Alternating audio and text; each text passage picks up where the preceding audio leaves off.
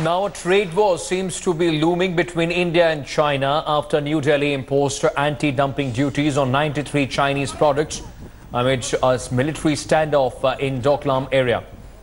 An article in China State-run Global Times has now urged Chinese firms to reconsider the risk of investing in India and warned New Delhi to be prepared for the possible consequences for its ill-considered actions.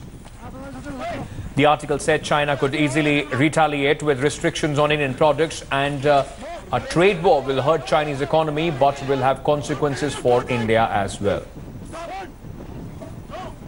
Manogya Loiwal, my colleague, is now joining me live for more on this story. Manogya, it's become a daily routine, a threat either at the border, now a threat as far as business is concerned. China only upping the ante.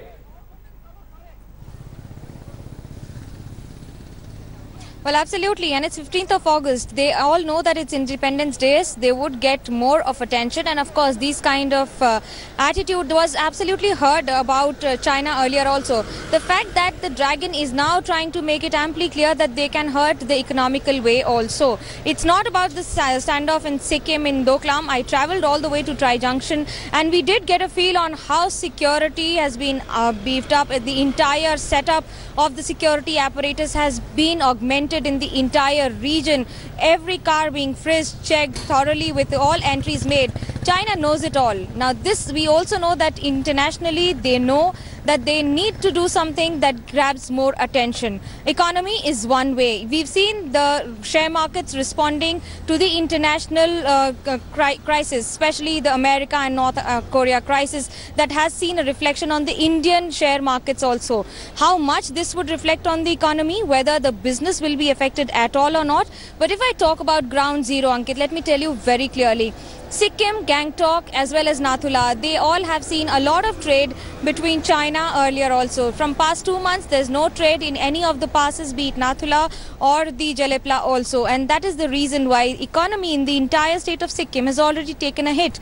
But China knows that this could go further, given the fact that the economic dependence, or rather interdependence of both the countries, is also huge. Manogya, stay on with me. Let's just take our viewers through this another story, and then we'll come back to you with the standoff between India and China and Doklam near Sikkim stretching on for almost 2 months. India today is the first channel to reach the closest to the ground zero. Manogya Loiwal visited Kupup, the last civilian habitation before the military zone starts, and just a few kilometers from where India and Chinese forces are standing face to face. India today is the first channel to reach the Tri Junction area, just a few kilometers away from Dokala Plateau. This is the nearest point to ever any channel has been. Now this is important because this is where the entire fight is all about. The strategy that you see here is who gains more importance on the bigger height, and that is the strategy where both the countries want to make the most of it. The Tri Junction has been of strategic importance for security reasons and of course on who gains the dominance in the region. With camera person Chitrabhanu Pathak, this is Manogya Loiwal from Tri Junction, Sikkim for India Today.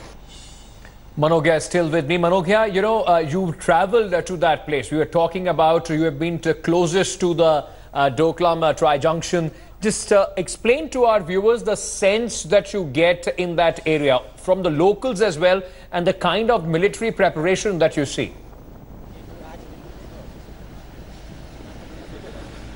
Interestingly, I happen to be perhaps the only journalist in the world who's travelled nearest to Dokala, not only from the Indian territory as well as from the Bhutan territory. So might be sounding interesting, but it is absolutely next to impossible when you do it in person.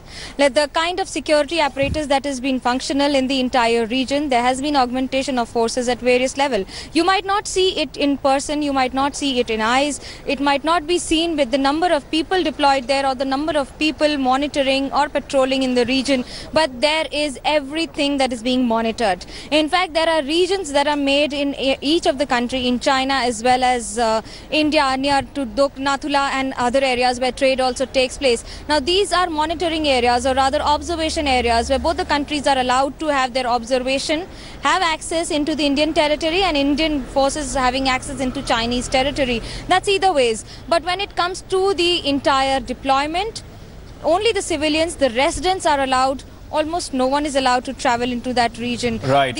Every vehicle passing through is checked, frisked, and of course questioned several times. Manohar, well, thank you so much for joining us with all those details. We'll keep coming back to you for more of the